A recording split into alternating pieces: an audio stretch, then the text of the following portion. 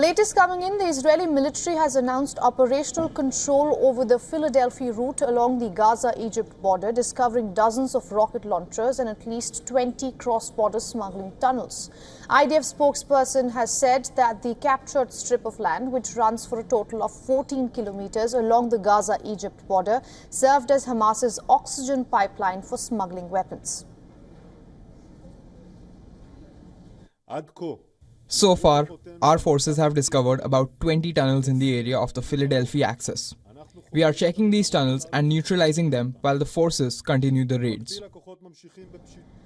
Meanwhile, a senior Israeli official has said war in Gaza may continue at least through the rest of the year. Israel's national security advisor said in an interview that Israeli forces may have to fight another 7 months or so to achieve the destruction of Hamas's power and military capabilities. It is important to note here, so far over 36,000 Palestinians have lost their lives because of Israel's offensive in Gaza, while death toll in Israel has been around 1,200 after the October 7th Hamas attack. However, U.S. Secretary of State Antony Blinken has urged Israel to come up with a post-war plan for Gaza and warned that the absence of it could trigger lawlessness, chaos and a comeback by Hamas in the Enclave.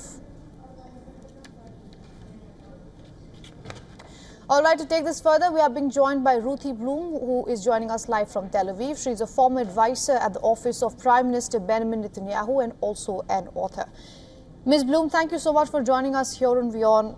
I want to ask you, on what basis is Israel's national security advisor saying that 7 more months of fighting is needed in Gaza? Well, I think what he means is that though we are doing quite a good job of taking out Hamas battalions, and now that we've gone into Rafah, we can finish off the rest of them. You know, there are terrorists that keep running back to the northern part of Gaza, and many of these terrorists, you understand, first of all, there's not only Hamas in Gaza, there's also Palestinian Islamic Jihad, and it's very hard because of the tunnel network to get every single terrorist. Also, because Israel has to be extremely careful and is being extremely careful not to harm Palestinian civilians and not to kill hostages being held by the terrorists. The fighting is extremely precision oriented. And when the war started, we were told that it would take a year. Ms. Bloom, you say that Israel's strikes are precision-oriented. At the same time, they are doing everything to keep Palestinians safe. I want to bring in a point here. Israel has killed 66 Palestinians in 4 days of attack, and these are in the zones that Israel itself has claimed to be the safe zones in Rafah. How do you react to that then? Okay, first of all, every single death in Gaza is the responsibility of Hamas. The war would have ended on October 8th.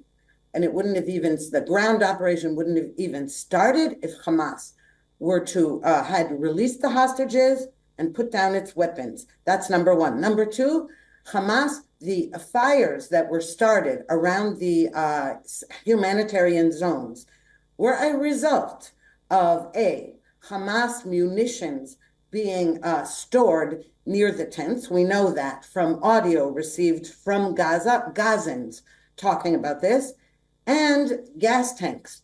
Now, every death is a tragedy if it's a death of a civilian. There's no question about that. But the fact that we're at war, it's a war we didn't want, we didn't start, it's a war that we have to win. And there's no such thing as a war with no casualties. Having said that... All right, I would quickly like to interject. Do you think at this point Israel is doing everything in its power to keep the civilians in Gaza safe? Yes. Having said that, we also have to fight a war, and our soldiers are also being killed. You understand? But our ratio of civilians to combatants in this war is the lowest in military history, according to military experts. Ms. Bloom, what does a post-war Gaza look like to you? Post-war Gaza, well, I can tell you what it doesn't look like more than No, I I can want tell to you ask you, what does it look like? Well, in a utopian world, what it looks like is an area that is free of terrorism as a way of life, as a strategy, and as an education system element. And once you de-radicalize it and you demilitarize it, and also, by the way, certainly in the near future, Israel will have to retain military control. But your own defense minister is against that, by the way. But okay, let's go with that. You said you called it a utopian situation. 7 months from now, because that's what Israel is quoting, do you see that happening? No, I don't see that utopia happening in 7 months. No way. And by the way, I'm not speaking for the government. I'm speaking for myself. All right. Second, we have other fronts that we're fighting right now, or we haven't started, but we are being attacked from all over the place, including from Lebanon, from Iraq, from Iran. Now, once we take care of Rafah, the idea is that we have to, in order to restore security in Israel's north and to return all the evacuees in Israel to their homes, we have to confront Hezbollah, another Iranian proxy. All right, Ms. Bloom, thank you so much for joining us here on WION and getting us all those updates.